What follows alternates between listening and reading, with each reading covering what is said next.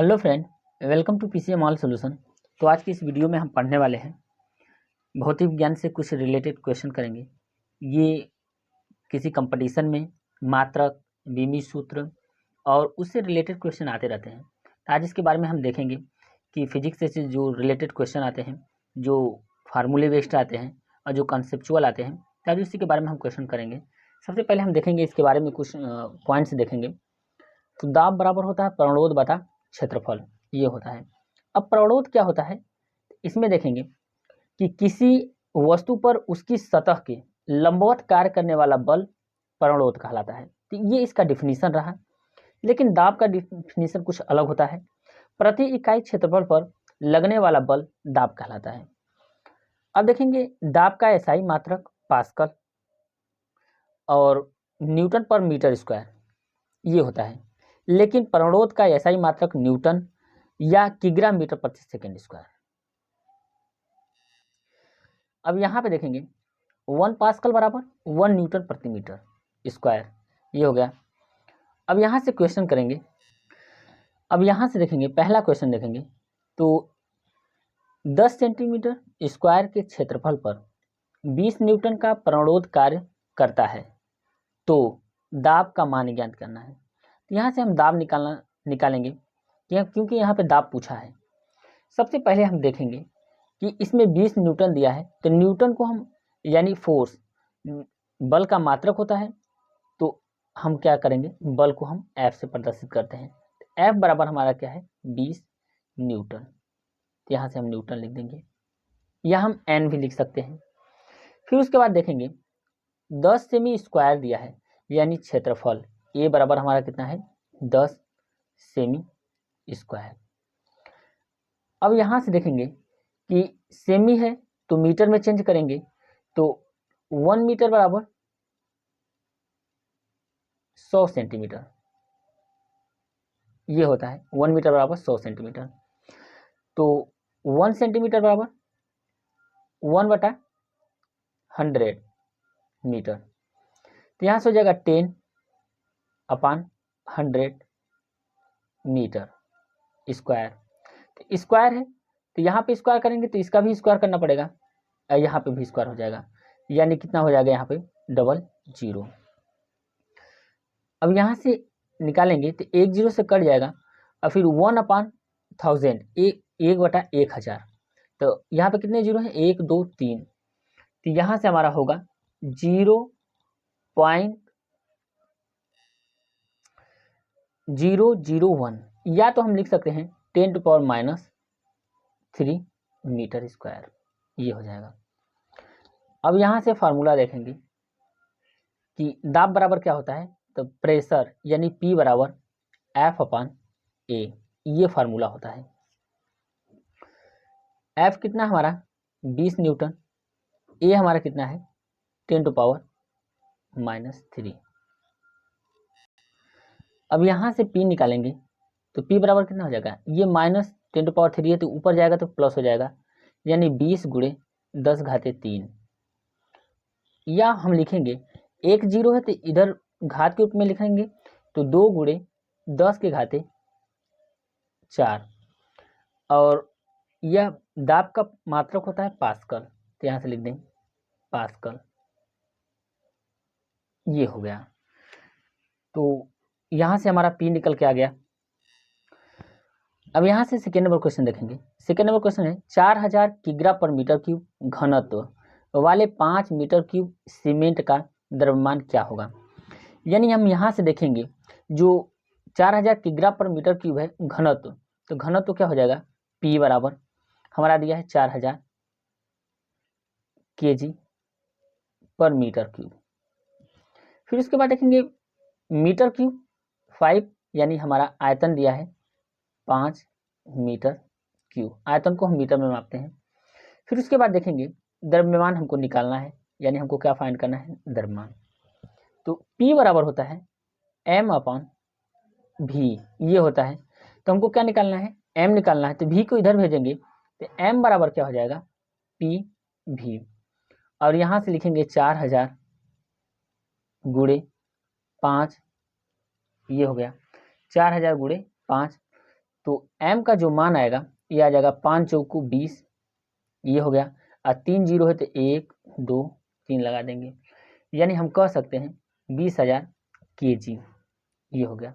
ये हमारा क्या होगा, सेकेंड नंबर क्वेश्चन का आंसर हो गया। अब यहाँ से क्वेश्चन नंबर थर्ड देखेंगे।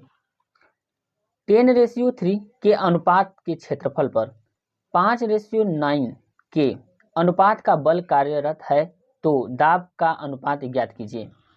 यानी हमको दाब का अनुपात ज्ञात करना है।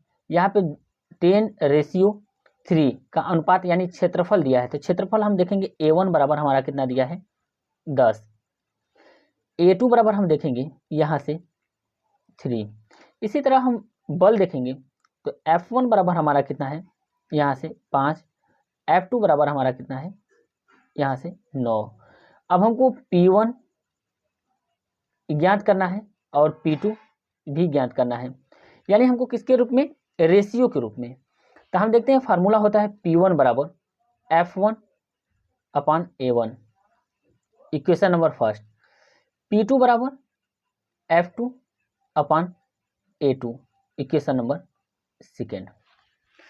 ये क्या हो गया, इक्वेशन नंबर फर्स्ट और इक्वेशन नंबर सेकेंड।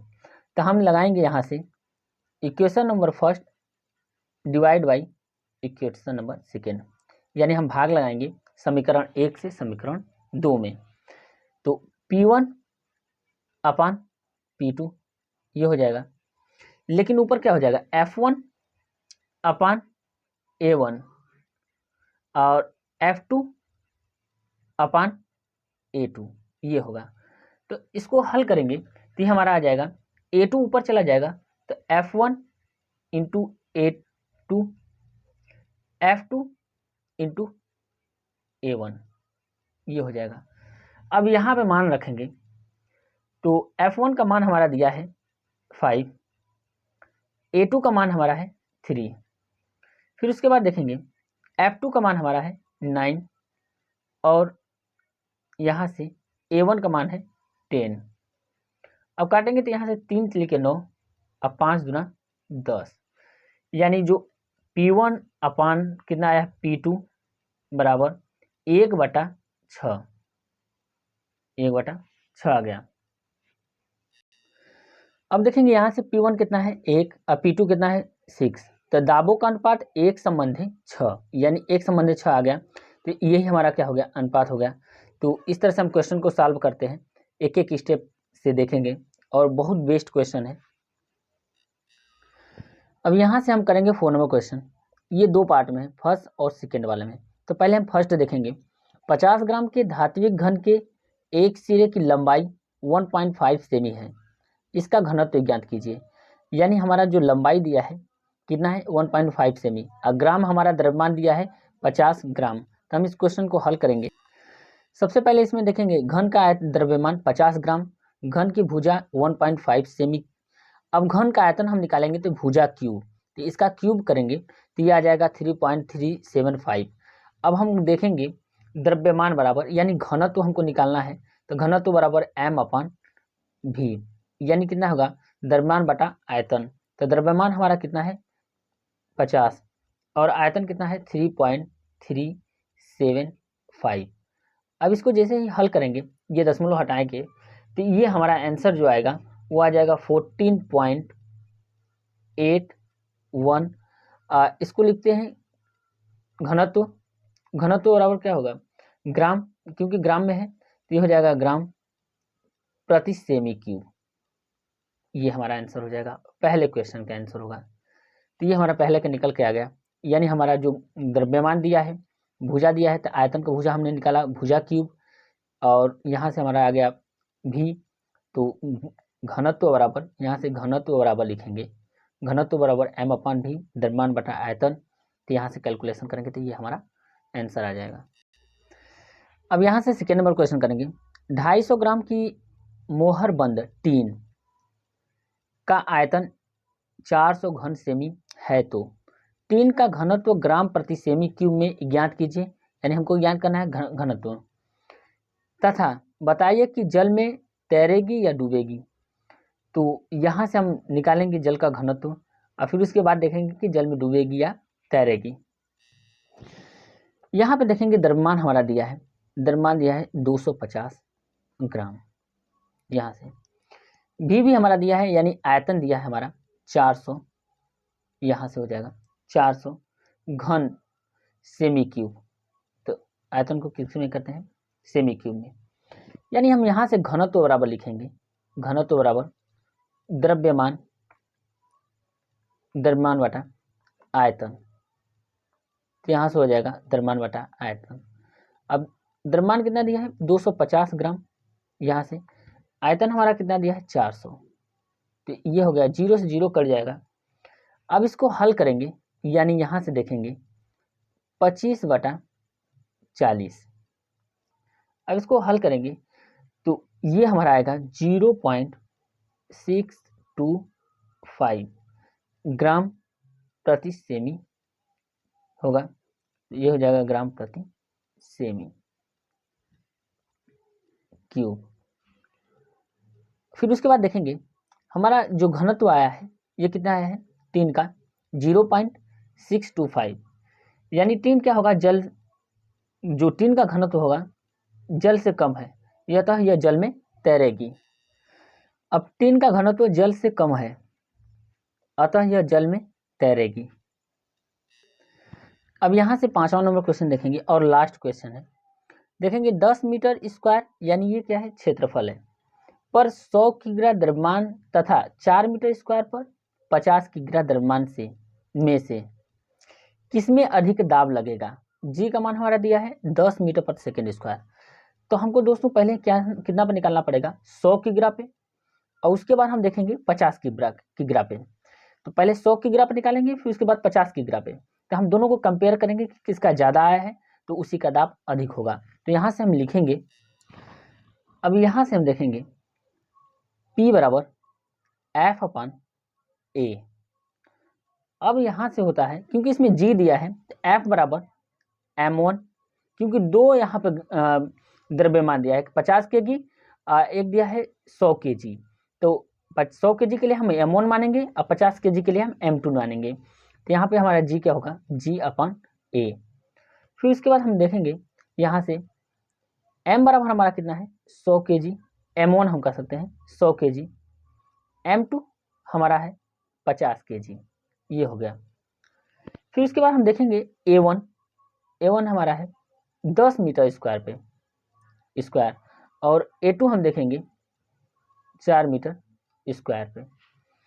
तो A1, तो M1 कितना है 100 kg दिया है, और उसके बाद G हमारा कितना है 10, यहाँ से A1 हमारा कितना है, A1 के लिए हम क्या करेंगे 10 हमारा दिया है, यानी इसको काटेंगे तो 10 से 10 कट जाएगा, यानी जो हमारा P1 का मान आएगा, यहाँ से हम कह सकते हैं P1 का जो मान आएगा वो कितना आ जाएगा 100 पास्कल, यहाँ से लिखेंगे 100 पास्कल, ये हो गया। तो ये रहा P1 के लिए, यानी 100 kg के लिए।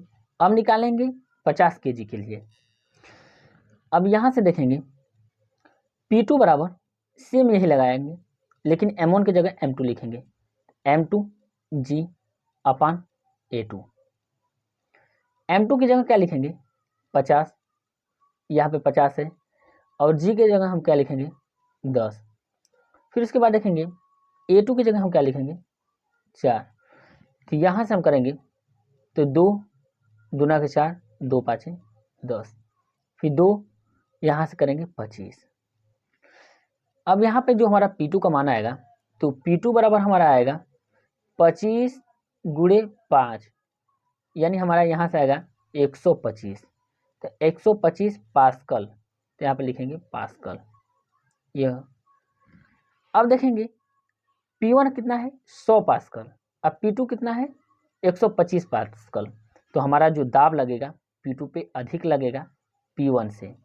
तो इस तरह से क्वेश्चन को हम कंपेयर करके क्वेश्चन को सॉल्व कर सकते हैं। P1 पे हमारा 100 पास्कल लग रहा है, अब P2 पे हमारा 125 पास्कल लग रहा है। तो हम कह सकते हैं कि जो 50 kg का जो द्रव्यमान है उस पर क्या होगा, अधिक बल लगेगा। तो ये रहा हमारा आंसर। तो दोस्तों वीडियो को लाइक करें और चैनल को जरूर सब्सक्राइब करें। ऐसे ही मज़ेदार वीडियो देखने के लिए हमारे इस चैनल को सब्सक्राइब करें। थैंक यू दोस्तों।